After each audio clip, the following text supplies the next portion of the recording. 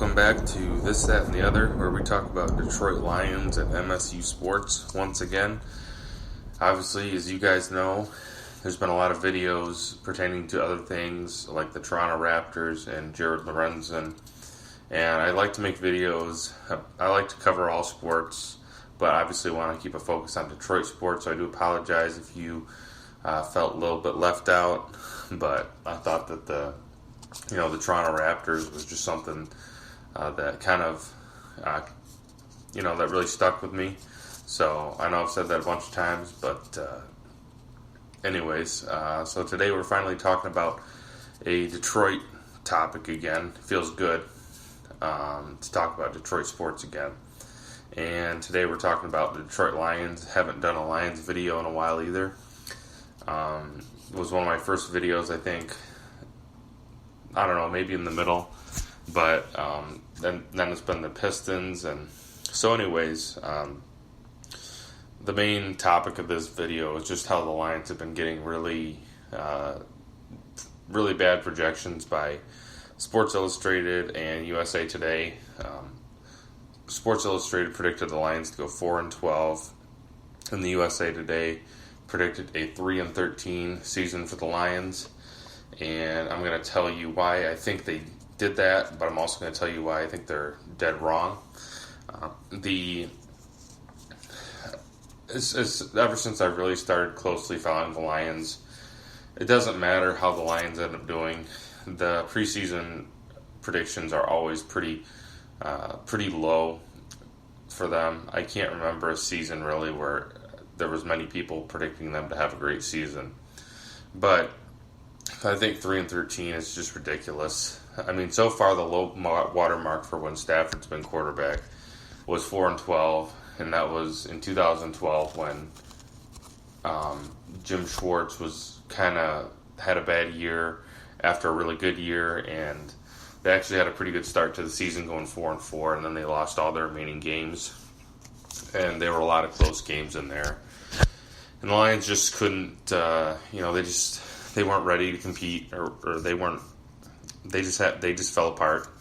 But I think the reason I think that they are going this route, predicting the Lions to have a horrible season, I think there's two main reasons, and I think the first one is they don't have a lot of confidence in Matt Patricia, and I'm not a fan of Matt Patricia, I'll be honest with you.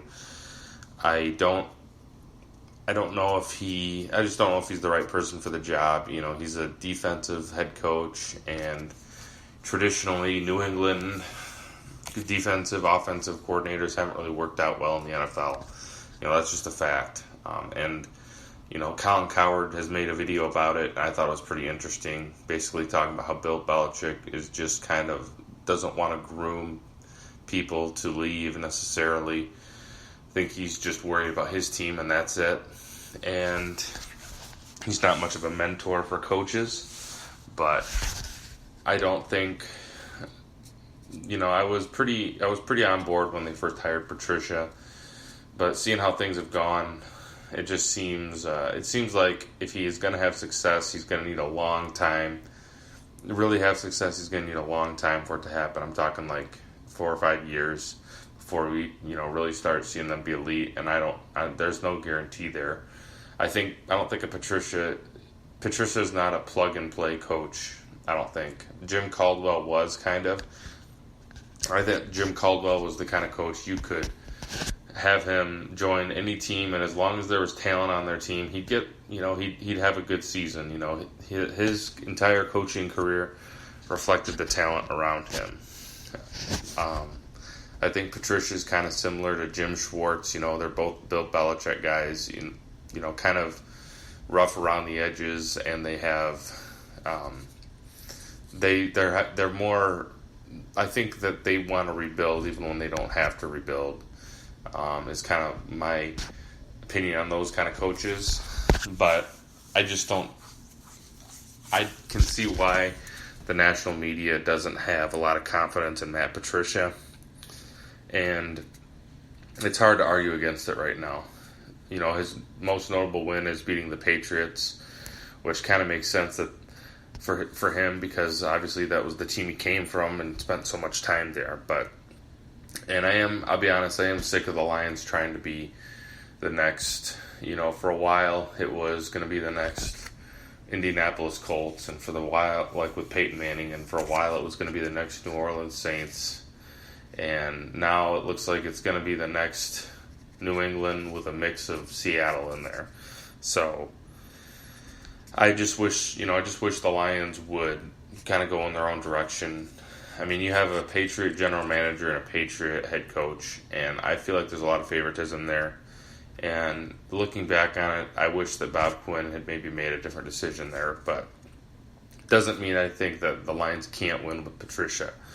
But anyways, the confidence in Patricia is a big reason why, and I think it's a valid reason. And one publication had him ranked as 24 of the 26 returning head coaches in the league. So,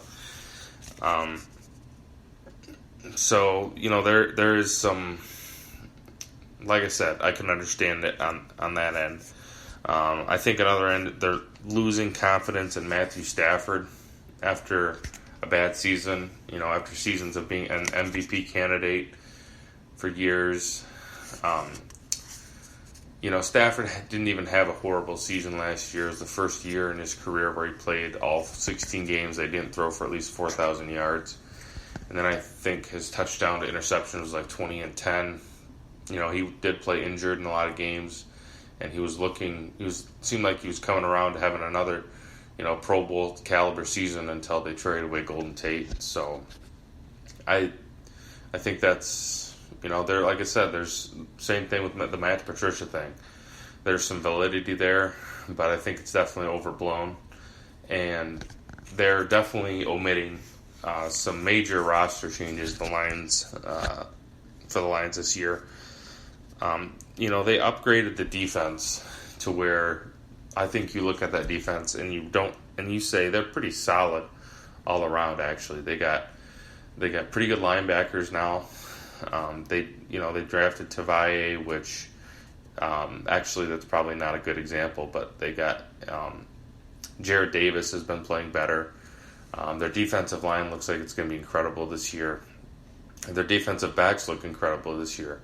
The only real question mark I have right now is at the safety positions. And, they lost Glover Quinn. He was a big piece, but he didn't really contribute that much last year, so he's not going to be that hard to replace for at least matching up to last year's standards. Getting Trey Flowers, and I believe they got, forgive me, they got some other pieces at safety and at quarterback, and I unfortunately can't remember their names at the moment. That's on me, but you can't ignore that. Their defense, I think, is going to be top 10 in the NFL. That's my opinion. You got Snacks Harrison, best run stopper, and you got Trey Flowers, one of the best pass rushers, and you got one of the best cornerbacks in the league, and your linebackers are getting better every year. So, and I think they got depth too. One thing I really like to see is to see T.S. Tabor really, develop into a solid number 2 cornerback. That would be amazing. I still haven't given up on him. I'm not a big fan of wasting draft picks, so I'm hoping for him to, just add to that defense. But, any team that has a decent defense, like the Lions, is not going to win only 3 games. They've made great upgrades on offense, too. They got Kerryon Johnson last year, and he finally broke that 100-yard mark. And, if he plays for a whole season, no doubt he gets 1,000 yards. And, they got a great pick in T.J. Hawkinson. I was always okay with the pick, but the more I'm thinking about it, I'm really starting to like the pick because I thought it was the safest pick they could make, and it was the biggest position in need for the Lions. Tight end production was embarrassing last year. And they got a guy that is a great pass catcher, and he's a great blocker, and he's durable. What else can you ask for? So you pair that with the fact that Stafford's coming back. Stafford's never been a loser. Stafford's always going to lead them to some wins. And they have some pretty easy teams on schedule. They have the New York Giants. They have the Denver Broncos. They have the Arizona Cardinals. There's your 3 wins right there. And they have the Washington Redskins. There's 4 wins. If you're going strictly based off of how terrible each team is projected to be. So, and they're always competitive within their division. Green Bay, I don't think they're gonna be very good. Minnesota, I think, is overrated. Chicago is kind of unpredictable. They might still have a good defense, but I could definitely see their offense, really taking a step back next year. So, the Lions have a lot of built-in wins. I think that brings them over almost to 6 wins. And I think the Lions. When I first saw the schedule, I think I predicted actually 12-4, but then I kind of took a step back and tried to be a little bit more realistic, and I saw 10-6. So then my opinions aren't worth the paper they're printed on necessarily, but I just kind of disappointing in a way. Obviously, at the end of the day, who cares? The games are played on the field, and as long as the Lions don't get screwed out of a couple victories like they've been known to do. There's a long list. Seattle, Dallas, the Chicago game with Calvin Johnson. All those. The Atlanta Falcons game a couple of years ago. But anyways, the Lions. I think the Lions' baseline has to be 6-10 because that's what they were last year, and they bottomed out last year, I thought, for what their talent, showed. And I don't think that the Lions have to have a great head coach in order to be successful, because I really like the offensive coordinator they brought in, Darrell Bevel.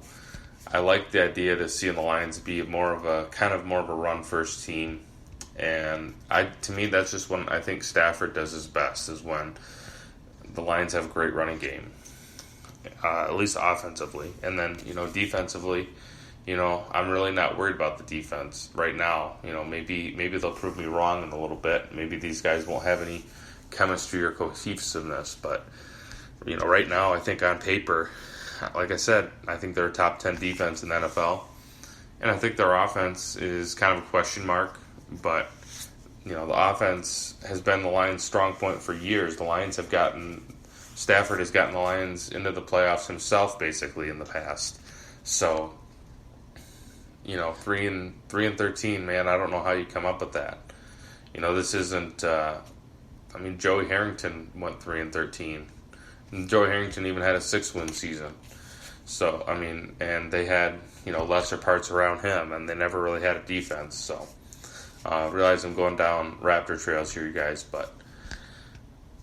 I think the baseline has to be 6 wins, you guys, and I don't care how unbiased you are toward the Lions. I think that's a fair starting point, and I would probably even say 7 games, because any coach is going to gain a little bit of traction in his second year. And so let me know what you guys think. If you thought this was informative, then like, comment, and subscribe, and just let me know how you think the Lions are going to do this year, and is there any validity to either of these publications picking Lions to go 3-13 or 4-12. Is there any semblance? Is there any little bit of grain of truth in that, or is this just kind of BS? So let me know what you guys think, and we'll talk to you later.